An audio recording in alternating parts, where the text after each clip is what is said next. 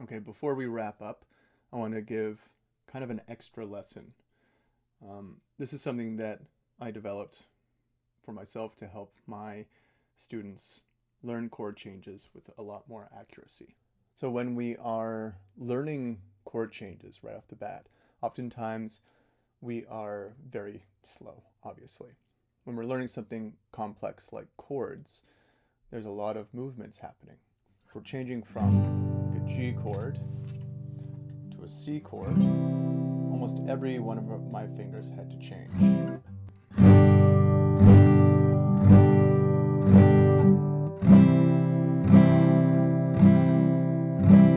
Okay, so let's say that we are learning a certain progression. Let's say we're learning this progression.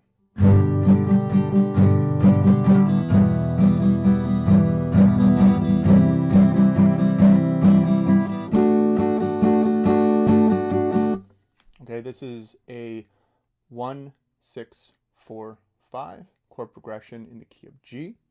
We have the chords G, we have E minor, we have C, and we have D. Now, if we are complete beginners, these chords are all quite different from one another, so it's probably going to be quite challenging to master this chord progression. And I've highlighted several steps that people usually take when they are learning how to play chords. So usually the steps that we end up taking is we have to have the charts in front of us, and we will one by one figure out where our fingers are going. Let's just play this one. We'll play it and hopefully it'll sound good. Maybe our fingers are too far back. It'll sound like this, or we're muting. So we have to push down really hard, be right behind the frets, make sure that our fingers are nice and rounded without our thumb up here. So the thumb up there is going to help us mute strings, not have clear strings. Okay, so we've figured out how to get into that chord. And hopefully we're using the same fingering every time, because a lot of the times what I see students do is that they will reach here first, then they'll realize, oh, I should use my second finger, then this one, and then this one, and then they'll think about it for a second, and then they'll go back, and then they'll, okay, there we go. So this is not very effective. It's not very efficient, and it's fishing quite a lot, even just getting into that first chord. So first of all, we want to get clear on the fingering. We want to think, okay, first finger first, we put that there. Second finger, we put that here. Third finger, we put that there. Good. And then we try that a few times. We kind of memorize the shape.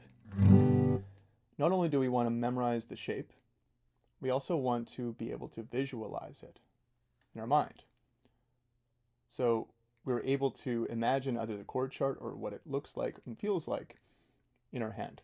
This is another thing that plays into meditative practices, is visualization is part of meditation as well in the higher levels. And sometimes even in the introductory levels. Not something that we really talked about, but visualization can be very important.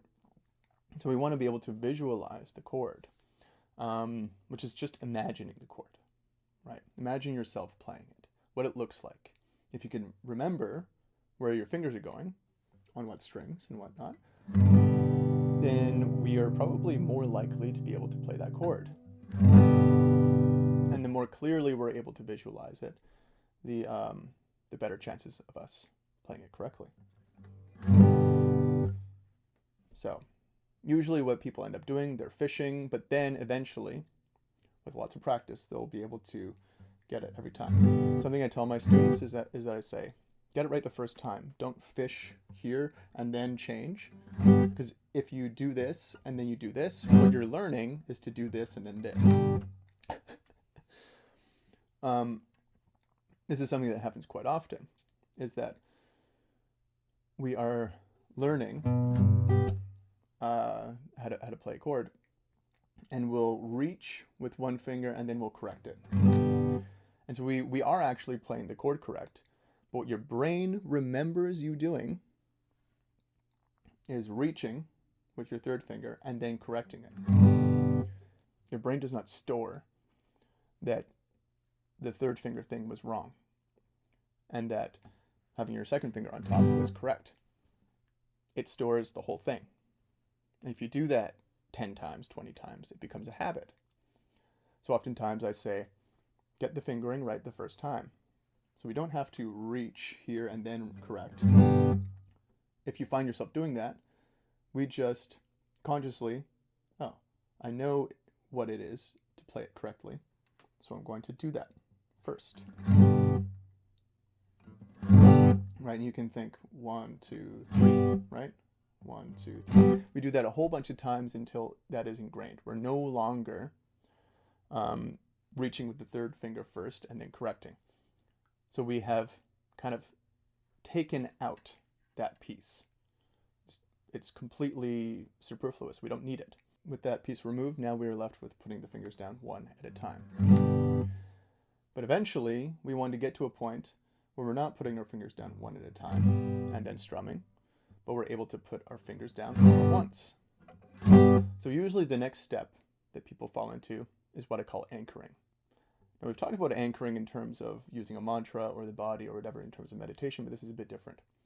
We are anchoring with, like, say, 2 fingers. 2 fingers come down at once, and then we add the third.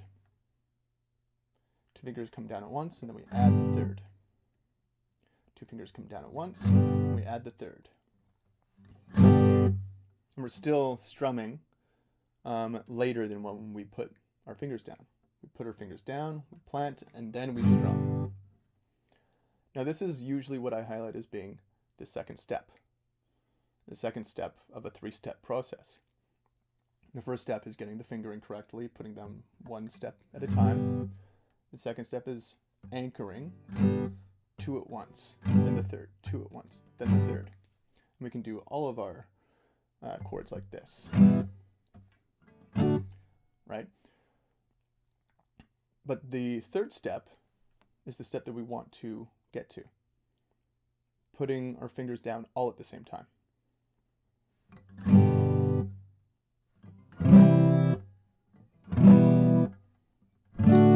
Or the progression went G, minor, C, G. Now there was a buzz in there, and we're going to talk about that. So, how do we jump from the first section, or the first step, to the second step, to the third step? Well, we have to consciously do it, right? Oftentimes these things just happen over long periods of time, sometimes years. People will be in the second stage for quite a long time, and something eventually clicks and they're putting everything down at once. And this could really just be by sake of doing it so much. But I'm not one to say that, hey, the only way to master this is by doing it for 10 years. Okay, I think that it's been my experience that even students who are relatively new can learn how to jump steps quite quickly using conscious practice. We consciously want to, as we did before, we want to have the right fingering. We don't want to reach for this one and then do this one. We want to just go directly to that fingering, playing one at a time. And then we want to consciously plant. We go to a neutral position. We plant. We go to a neutral position. We plant, and then so we anchor, and then we put in the third one, and we can try to strum immediately when that third finger is down. Anchor, that third finger comes down, and I strum at the same time. So we're syncing up our right hand and our left hand.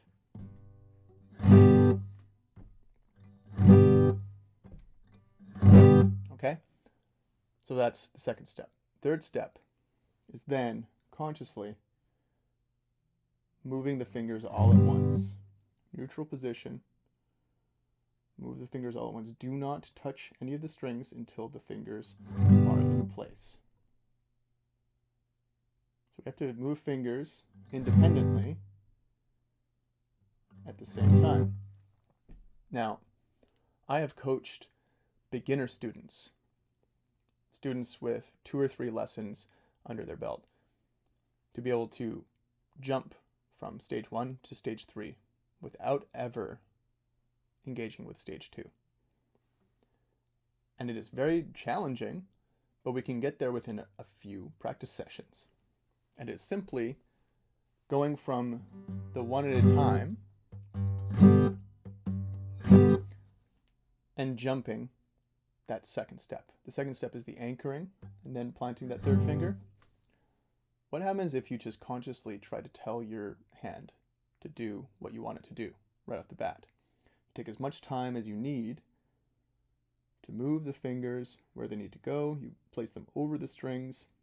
It can be really challenging at first. You'll see your fingers moving all over the place like this, but then you'll kind of arrive at the shape, and then you'll plant, and then you want to strum at the same time. We go to a neutral position so we're not cheating. To the point where you're able to do that from nothing. And then we can do that with some of these other chords as well. E minor. 2 fingers, it's not so bad, right? Move those 2 fingers at the same time. Then maybe you'll change from G to E minor. And maybe you don't have to move all your fingers, like this one can stay where it is, right? So we get into that chord all at the same time. We change to E minor. Try that again. Notice how my fingers are moving all at the same time. If this is frustrating right now, I understand. We're skipping some crucial steps. We're jumping what usually takes people multiple years of playing chords to be able to get to, which is your fingers moving all at once. However, if we can take that signals, consciously tell your hand to move the way you want it to, and we're moving those fingers independently, but kind of like telling them to move all at the same time, and we're slowly building that muscle, we are integrating something that was not there before, right? And we are consciously moving on to that third step right off the bat. I found this work with beginner students, and then they can basically change through all these open chords with relative ease at, I would say, an intermediate or an advanced level a couple months in. It does take conscious practice, but even if I walk them through it in several lessons, 4 or 5 lessons of like spending 5 to 10 minutes doing that exercise, they're able to do it. It's amazing. I came out with that kind of exercise, and I tried it out with some students, and they were able to do it quite quickly. And so this shows the power of that.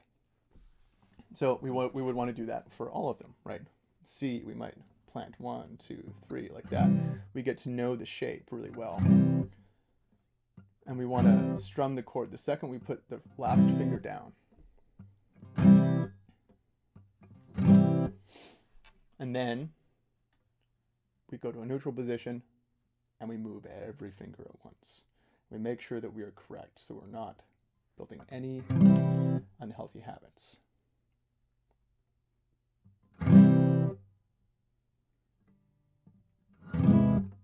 That was an incorrect chord. That was a C augmented I played. You want to be careful of that. And make sure we're also only playing the designated amount of strings. This one is the last 5. And then we can change from E minor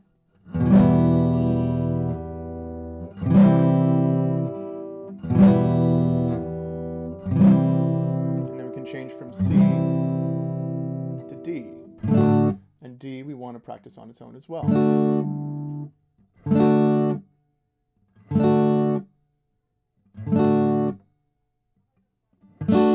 Right, move every finger at once.